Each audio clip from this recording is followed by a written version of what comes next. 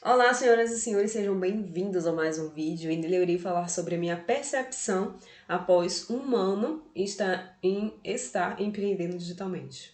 Bom, uma das primeiras coisas que eu percebi foi que eu ia precisar de muito autoconhecimento para poder fazer com que o negócio desse certo. E quando eu falo autoconhecimento, gente, não é uma coisa do dia para noite. Eu ainda tô nesse processo e estarei durante a vida inteira. Mas quando a gente escolhe buscar o autoconhecimento, a gente vai começando a colher os benefícios ao longo da nossa jornada. Porque eu vim de uma realidade de empregada, então eu não fazia decisões, não tomava decisões importantes, eu não me arriscava, eu não buscava desafios para poder crescer o negócio. E quando a gente vai empreender, a gente pela gente mesmo.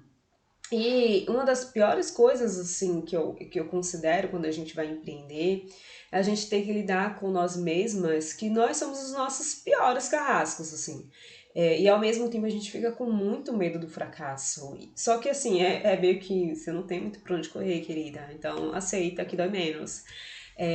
Então esse foi um dos piores assim processos, porque muitas das vezes eu me sentia muito angustiada. Eu sempre fui uma pessoa que busquei segurança, né? Não nasceu que eu vivia no CLT. Então, quando eu decidi empreender, eu sabia que ia ser difícil, mas eu não sabia que ia trazer tanta angústia quando eu estava começando. Por exemplo, eu ter que colocar os meus pés nas águas, decidir determinadas coisas que na verdade eu não sabia, não fazia a mínima ideia do que ia acontecer depois. Assim, a gente meio que fazia, né, o cálculo, né, a estimativa, mas de fato a gente não sabe o que é, se vai dar certo ou não. A gente torce para que dê certo, mas se não der certo, a gente tenta de outra forma e recomeça e vai. Pelo menos a gente sabe onde é que a gente errou e a gente já evita esse caminho.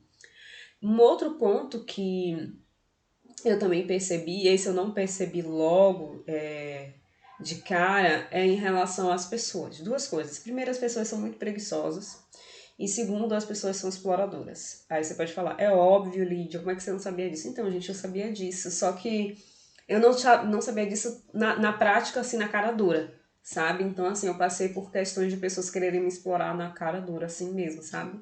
E era incrível é incrível, na verdade, que todas as pessoas que vêm explorar, e aí você já pega essa dica, primeiro ela elogia, e aí depois ela te explora. Ah, eu gostei do seu trabalho, ele é maravilhoso, não sei o quê. Me diga uma coisa.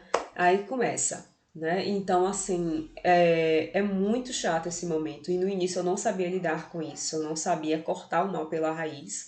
Hoje eu já falo, ó, isso aí é consultoria, ó, isso aí é mentoria. Se você quiser, agora eu não faço mais consultoria, mas se você quiser, tem um curso, por exemplo. E aí você já corta a pessoa, porque eu sempre penso assim, poxa, se fosse ao contrário, eu não ia pedir isso, eu ia perguntar à pessoa qual é o preço, né, o horário e tal coisa. Ou então fazer uma troca, por exemplo, a pessoa ia me ajudar, em troca disso eu divulgava o trabalho dela, alguma coisa assim. Porque eu tenho que também, como é que eu posso dizer?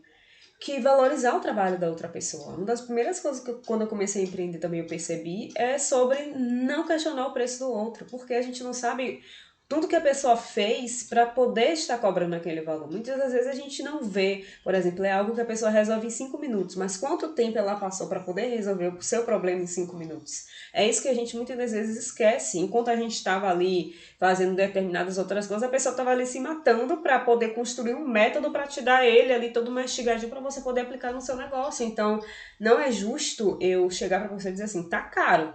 Se eu não tenho dinheiro, então eu não tenho dinheiro. Ó, infelizmente, não cabe no meu orçamento esse mês, mas gratidão pela oferta, pela oportunidade.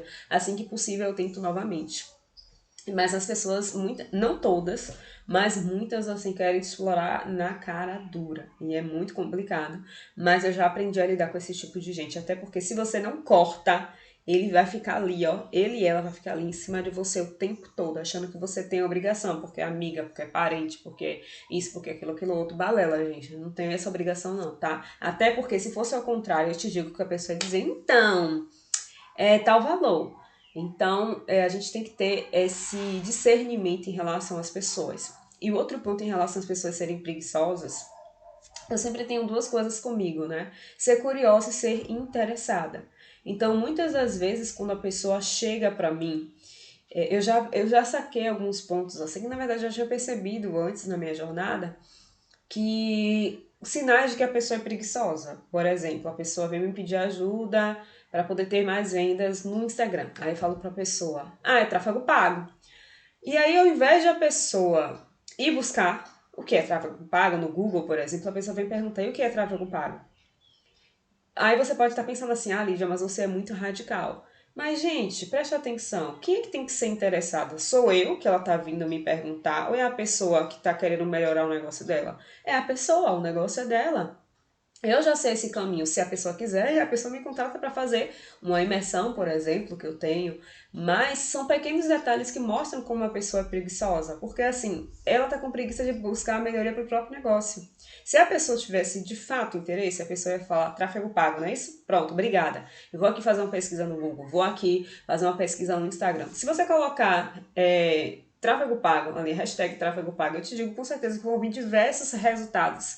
Aí você vai vir. E o próprio Instagram, ele utiliza isso ao seu favor. Quando você começa a fazer buscas ali no Explorar, ele começa a trazer resultados para você. Então, provavelmente vai aparecer Sobral Pedro, Pedro Sobral, a Bruna, que trabalha com tráfego pago, Misha Menezes, até várias pessoas que trabalham com esse tipo de assunto. Então são coisas assim que eu percebi, mas que também me fazem ficar ligada. Isso também vale, por exemplo, para quando eu tenho um aluno desse tipo. Quando a pessoa pergunta tudo e não busca, até porque eu sempre penso, poxa, será que essa pessoa ela não tem interesse em ter a sua própria autonomia, de dizer, poxa, eu aprendi isso aqui, eu sou super autodidata e tal, e tal, e tal. Então eu sempre tenho esse filtro, porque geralmente essas pessoas elas trazem um determinado problema, porque ela passa para você a responsabilidade em relação ao sucesso da vida dela, do negócio dela, do relacionamento dela, enfim, tudo. Então, eu acho que essas foram as principais percepções que eu tive quando eu comecei, em relação a pessoas, em relação a mim mesma, né, como empreendedora, como uma futura empresária. Em relação ao mercado como um todo, gente, é estratégia. Eu brinco que eu vou tatuar em um braço estratégia e outro teste. Porque por mais que eu chegue para você e diga, olha, eu fiz isso no meu negócio, foi assim, assim, assim, deu certo, faça, não sei o que vai dar, a probabilidade que não dê certo é grande. Não porque o método que eu te dei é ruim, o passo a passo é ruim, é porque você tem um negócio diferente, você é uma pessoa diferente, talvez eu trabalhe em um tempo menor e você trabalhe em um tempo maior, ou vice-versa. Então, nem todo mundo tem, por exemplo, a paciência de esperar o resultado vir. Tem determinadas coisas dentro do empreendedorismo, por exemplo, que você vai ter que ali plantar a sementinha e esperando ela crescer, não tem jeito. E outras coisas você vai ter que estar ali alimentando todo dia, todo dia, todo dia para poder ter um resultado, né? Por exemplo, autoridade. É, então são essas coisas assim dentro do mercado que eu acho que você tem que tá ali ligado o tempo todo. A estratégia, gente, o tempo todo. Falando novamente sobre o tráfego pago, né? Porque foi a minha descoberta assim do momento. Eu achava que tudo se baseava ali no feed, né? Feed, story e ok, né? E pasme, muita gente prega isso. Mas essa mesma pessoa que prega isso, do nada ela chega um patrocinado seu ali da pessoa oferecendo um curso, oferecendo algum serviço dela, e você fica, poxa, então não é assim que a banda toca aqui dentro, tem algo mais que essa pessoa sabe, ela não tá me contando. Quando a pessoa fala assim, eu fiz 6 em 7, não é porque ela alcançou somente as pessoas que estavam ali já acompanhando ela, não, ela fez ali por trás nos bastidores muito anúncio online para poder captar gente, seja público frio, público quente, seja qual foi a estratégia que ele usou, a pessoa fez alguma coisa para poder fazer esse lançamento e ter um bom resultado. E falando em lançamento, eu comecei também a estudar fórmula de lançamento. E aí, depois que eu passei a estudar, eu vi vários padrões de várias pessoas usando esse padrão, né, da fórmula de lançamento, acho que é de Walker, eu não vou lembrar o nome dele, mas é um cara americano, você pode procurar lá, fórmula de lançamento, no Google, que você vai encontrar, você vai ver diversas pessoas usando esse mesmo método.